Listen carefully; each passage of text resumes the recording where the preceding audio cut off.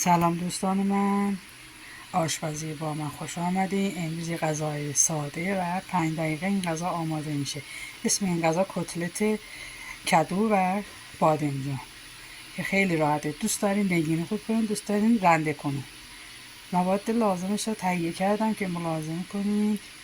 1 عدد پیاز، 2 عدد سیب، 2 عدد تخم مرغ، 2 عدد گردو، 1 قاشق آرد، نصف قاشق چایخوری نمک، 1/4 چایخوری فلفل و زردچوبه. اینا رو تهیه میکنیم و در عرض 5 دقیقه این غذا آماده میشه. بریم برای آماده کردنش. سلام دوستان من، دوباره برگشتیم به آشپزی با من. اینم که ملاحظه میکنین کتلت کدو و بادمجانه.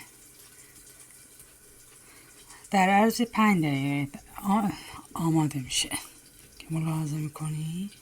خیلی هم خوشمزه است.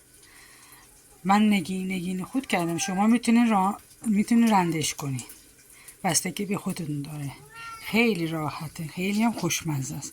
امیدوارم از این برنامه خوشتون اومده باشه. تا یه آشپزی دیگه، برنامه دیگه، خدا نگهدار.